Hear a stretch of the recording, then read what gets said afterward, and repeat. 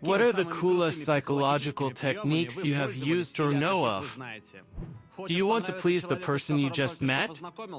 Ask questions about him that require a detailed answer. Don't wait until it's your turn to speak. Listen to what he has to say, and then ask a follow-up question about his words. If you do this a couple of times, the person will feel listened to and valued. And when he realizes that he's mostly the only one speaking, he'll apologize and ask a question about you. If your answer is short and with reference to what that person shared, then he will get the impression that you are a good listener and you are interested in what he has to say. People really like this.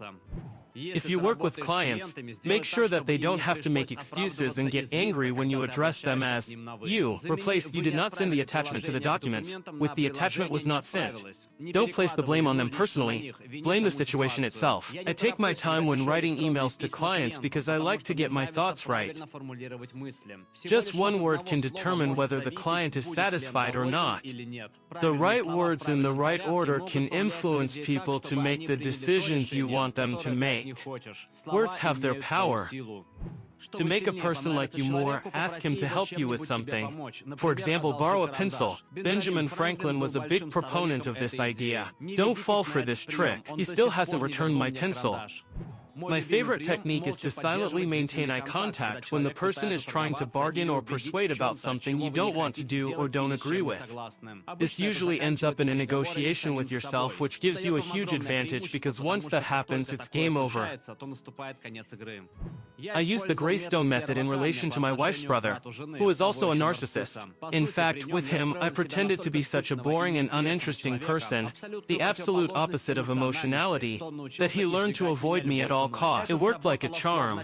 It only took 4 or 5 meetings to achieve the desired effect. Is your little child in a bad mood? Sit next to him, look him straight in the eyes and say, "You're angry, so don't laugh." Keep repeating this phrase with the most serious look.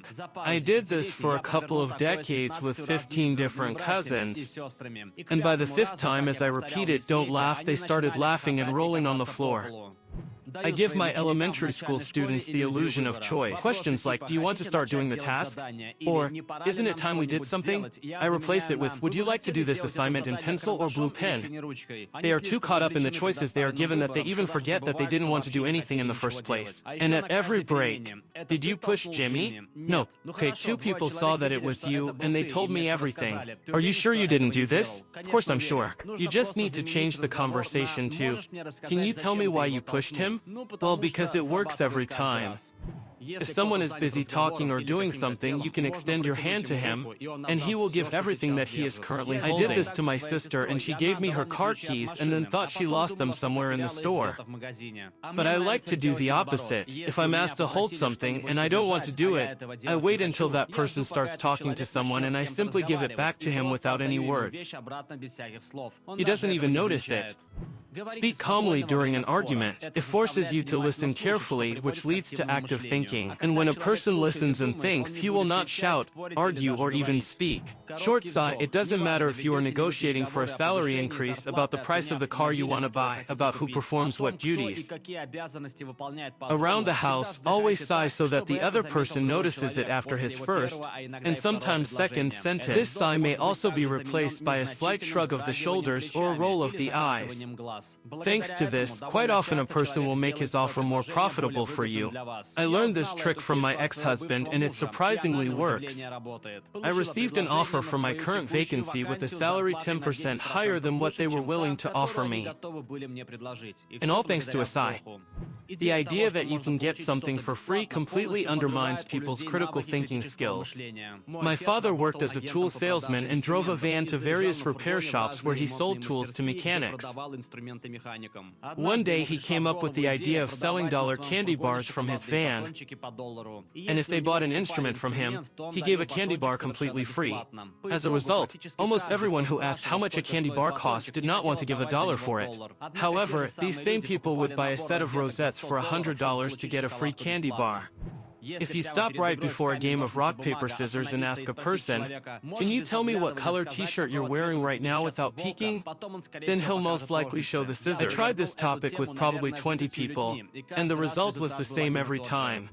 When you need someone to wait a minute while you look for something or deal with difficulties, instead of "sorry for the wait," say "thank you for your patience." In this way, you will gently flatter him and make it even more likely that he will continue to be kind and patient with you. After all, you have already confirmed that he is a kind and patient person, and denying this fact will hurt his self-esteem. Works with most people, but there are some who are just dumb bastards, lol. This applies to almost everything. Stop apologizing unless you really offended someone. Thank people for their time rather than apologizing for wasting it. Say that you appreciate being given the opportunity to speak, rather than apologizing for being forced to listen.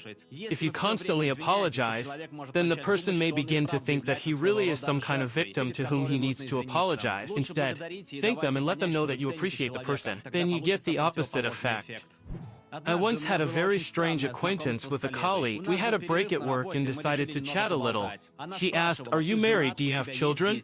And when I answered no, she just waited, looking at me, for me to continue talking. I know how it worked, but the longer she looked at me, the more I chatted without stopping. I would finish my sentence and she would not break eye contact and I would start talking again.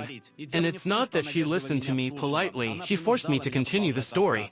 I have no idea why she did this. Maybe it's just her way of communicating, or she uses this method to learn more about a person. But that conversation was the creepiest thing in my life. Now that I'm older, that wouldn't work for me. But at that moment, this technique worked effectively.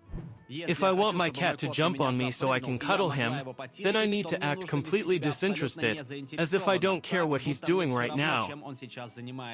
Works every time. If you want to calm someone down, express your empathy by describing what upset them, in descending order. I understand why you're angry. It's okay if it makes you feel down. That would make me angry too. As a person gains the understanding he wants from others, he should also de-emphasize his emotions and calm down. And this is considered. These techniques are not cool, but quite useful. Sometimes when I start to panic about the future, the past, or really anything, I have anxiety attacks. And I've learned to pause in those moments and say to myself, "Hey, wait, now you need to finish what you're doing." You do this. For example, if I'm doing the dishes and I get lost in my head and I get upset and anxious, then I'll tell myself, "Hey, you should finish doing the dishes. That's what you're doing for the time being." And then you need to take one or more deep breaths. Here is such a simple but useful way to focus and return to the present. At first it was not easy for me, but over time I got used to it. In addition, an anxiety attack can lead to severe, self-loathing thoughts. Just recently I learned that when this happens, stop, take a deep breath and say something nice about yourself.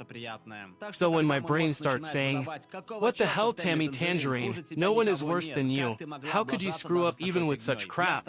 I try to pause and say something along the lines of, "Screw it. Of course, this technique is more difficult, but I am getting better and better." Another similar technique I learned about is called list 5 things. You just need to name 5 things that you see. Then name 5 things you hear.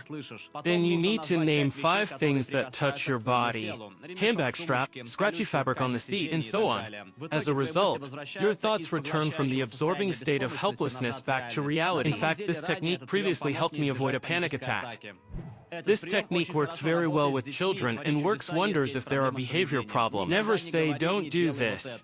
I had an insufferable child in kindergarten, and everyone yelled at him when he misbehaved. I started every day with the words, "Today you will be a good boy." And every time he started making a scene, I said, "Wait a minute, you're my good boy today, remember?"